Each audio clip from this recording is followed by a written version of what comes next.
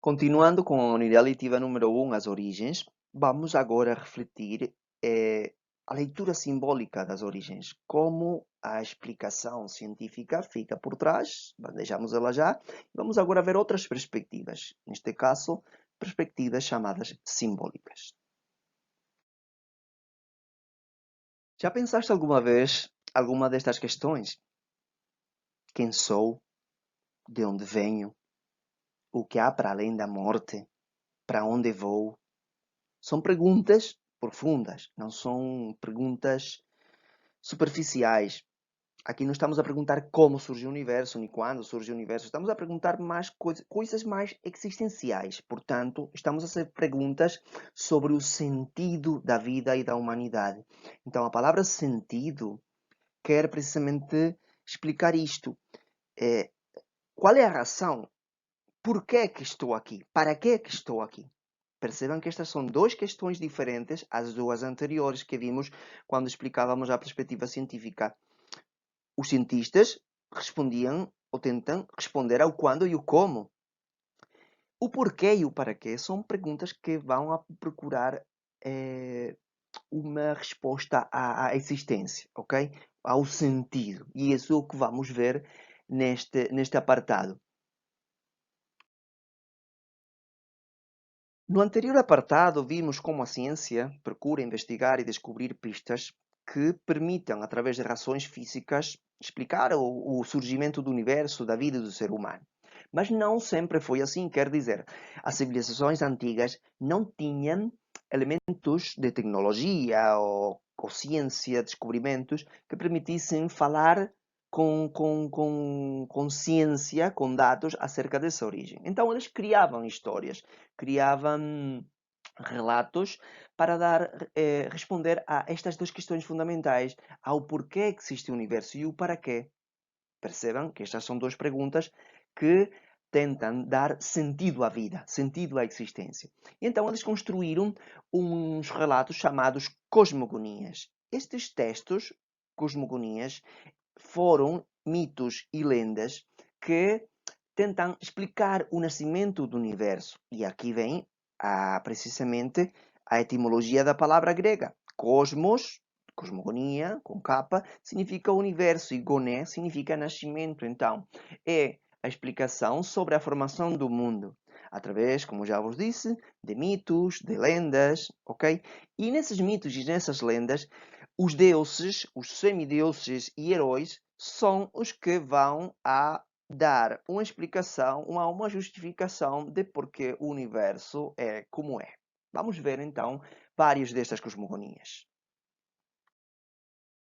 Toda a humanidade, em todas as civilizações, em todos os povos, existem diversas cosmogonias, diversas histórias, mas nós não temos tempo para ver todas. Então vamos escolher 4. Vamos ver o Egito, o Antigo Egito, tem diversidade de cosmogonias, também Grécia, os gregos têm múltiplas histórias. A China Antiga também tem e a Índia tem histórias. Então vamos ver estas 4 civilizações, quais são os relatos que elas procuram ou têm, construíram e que permite dar explicação ao porquê que existimos, para que é que existe o mundo, porquê é que surgiu, não quando nem como, porque esses não são os interesses primordiais nestes relatos. Aqui a questão é porquê é que surge e para que é que surge. Vamos ver 4 vídeos de cada um destas histórias.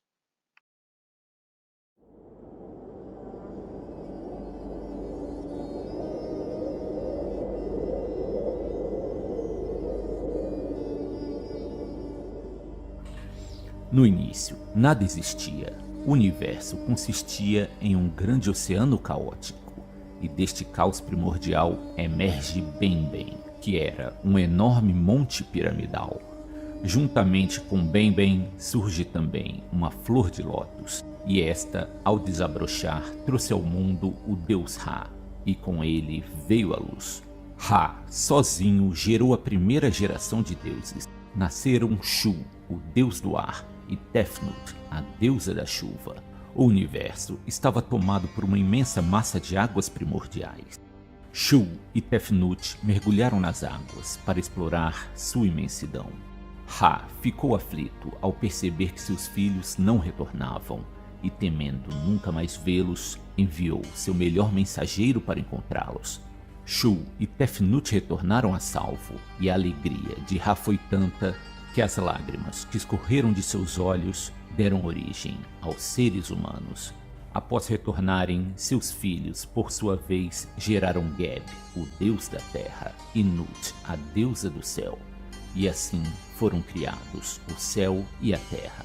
O grande deus Ra governava o universo de forma soberana, e a ele foi atribuído o título de primeiro faraó. O deus presenteou o Egito com vários animais sagrados, como o boi, o leão e o crocodilo.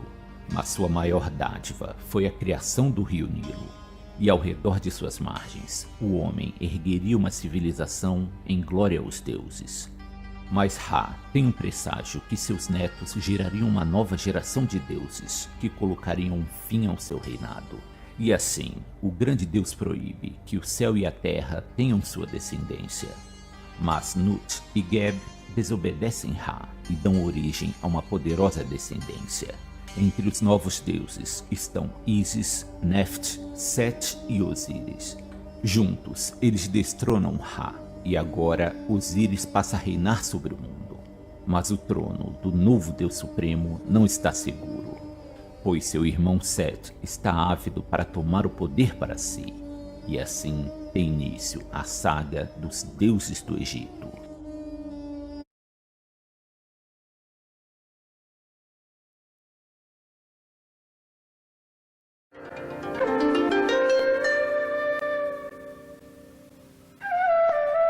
Como nasceu o universo? No princípio dos tempos, o universo era um caos. O céu e a terra não estavam separados. O dia não se distinguia da noite. O sol, a lua e as galáxias não existiam. Foi quando, em meio a esta obscura massa, nasceu Panku, a primeira criatura do universo.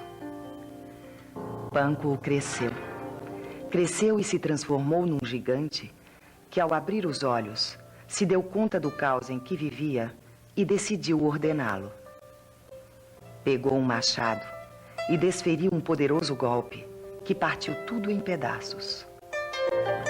Os elementos leves flutuaram e viraram o céu. Os elementos mais pesados desceram para o que hoje é a terra. Panku temeu. Temeu que o céu e a terra se juntassem de novo. Por isso, empurrou o céu com as mãos e pressionou a terra com os pés, permanecendo como um pilar do firmamento por milhares de anos. Quando o céu e a terra se fixaram, Panku deitou-se e dormiu. Então, seu corpo entrou em mutação. A respiração dele converteu-se em vento, a voz em trovão. Os olhos viraram o sol e a lua. O corpo e os membros formaram as montanhas. E o sangue, os rios. Dos pelos de Panku nasceram árvores e flores. Do seu suor surgiu o orvalho. Os parasitas de sua pele viraram animais e peixes. E os ossos, pedras e minerais. Assim, foi criado o mundo em que vivemos. O homem pode ser como o gigante Panku e dar continuidade à missão dele de ser o mediador entre o céu e a terra, participando da constante criação e renovação da vida. Pois o que existe na natureza existe dentro do homem.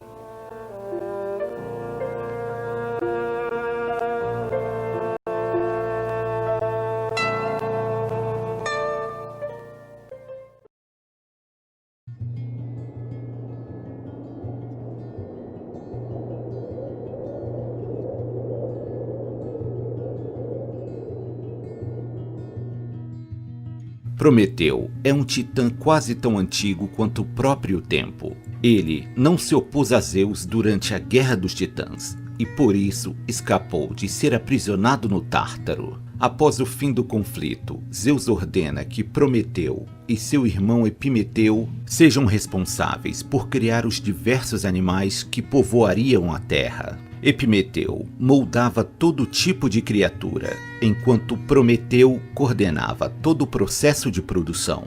A cada animal foi dado um talento. Às aves foi dada a capacidade de voar.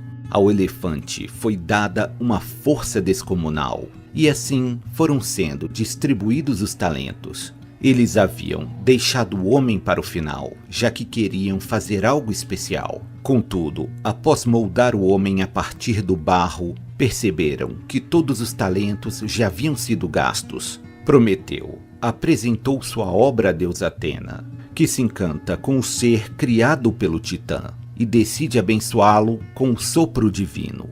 E assim surgiu a humanidade. Contudo, Prometeu não estava satisfeito com o resultado.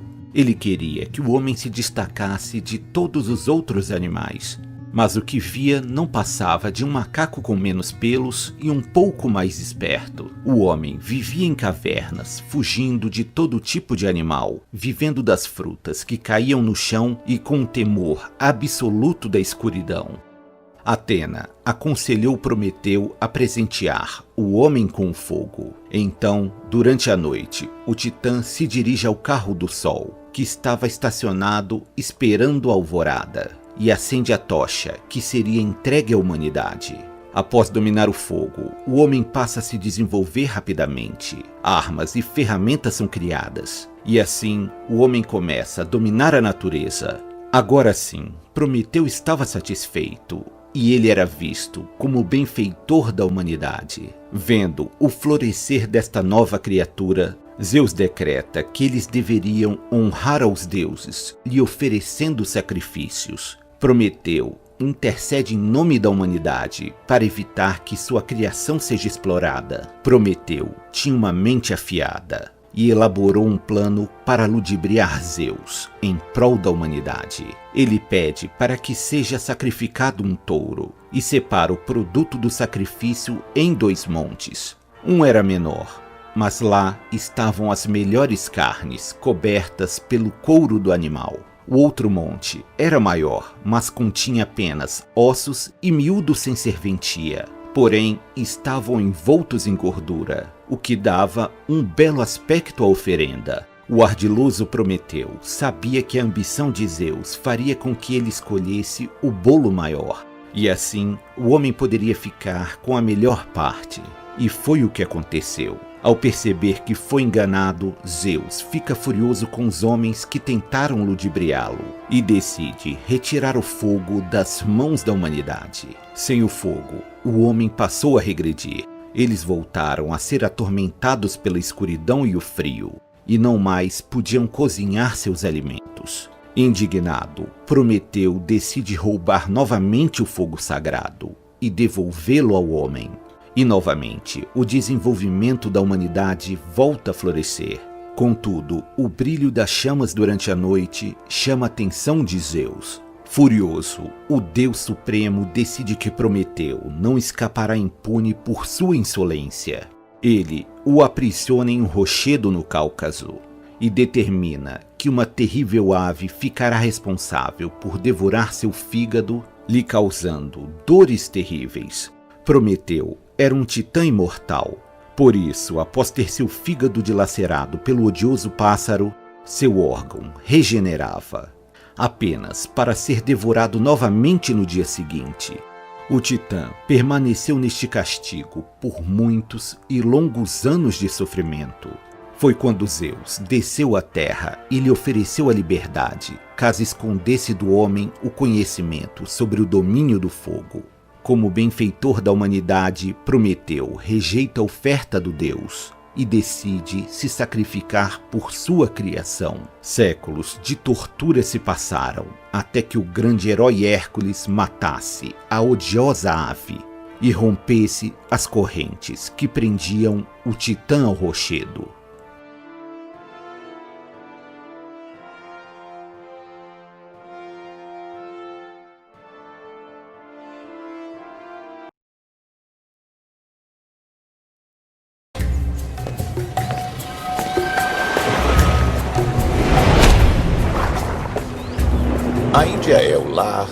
1 bilhão de hindus. A terceira maior fé do mundo.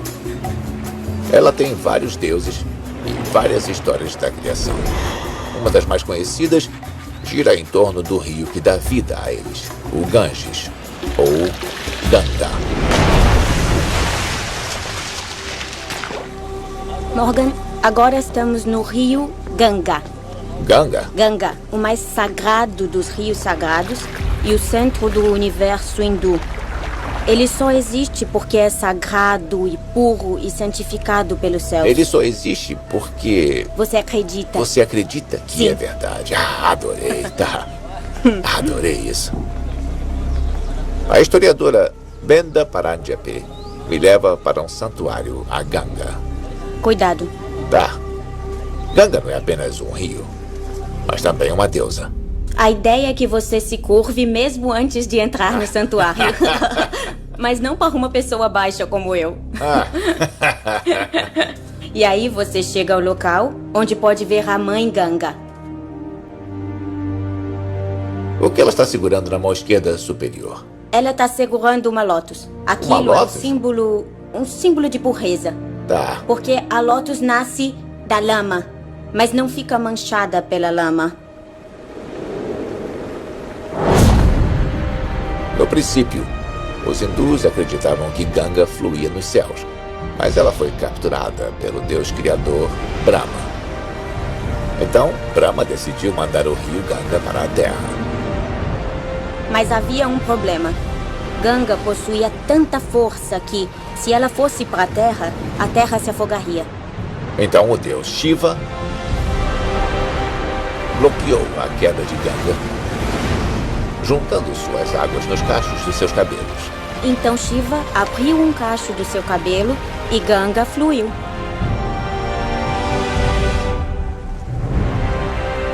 Ela é a mãe porque dá vida a tudo.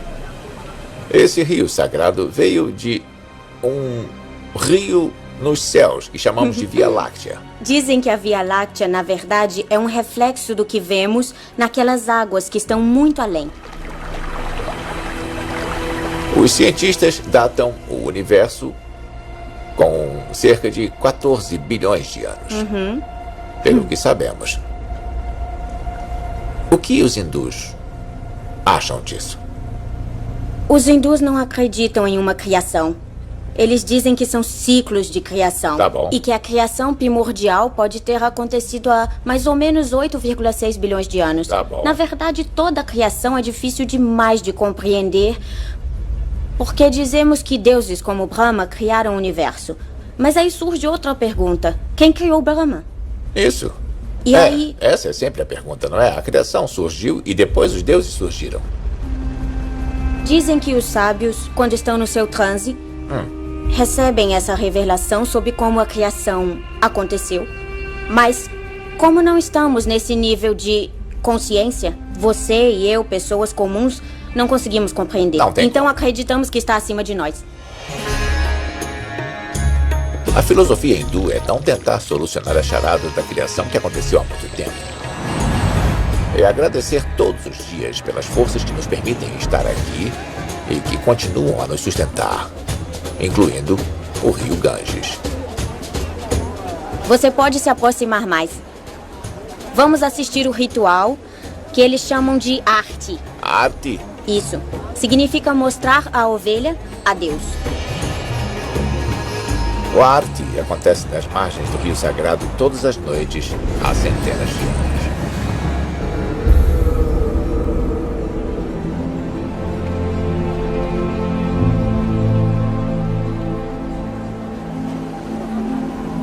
A oração é essa. Deus, você é como meu pai, como minha Como mãe. a minha mãe. Toda minha existência é você. Toda minha existência é você. Você. Eu sou apenas uma sombra Sou um recipiente que contém você. que contém Isso é maravilhoso.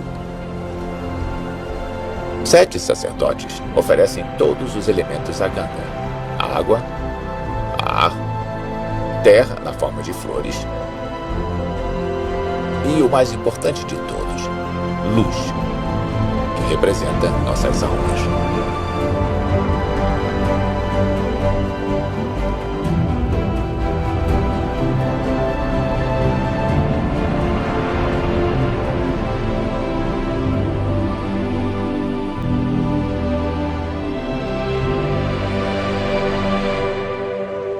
Conforme a cerimônia se encerra, as pessoas se juntam na beira da água para colocar a luz das suas próprias almas em um minúsculo recipiente. Essa é a nossa forma individual de nos oferecer ao rio. E as velas levam nossas almas ao rio. É a luz da minha alma. Minha alma. E diz, leve ela para onde você achar que será bom para mim.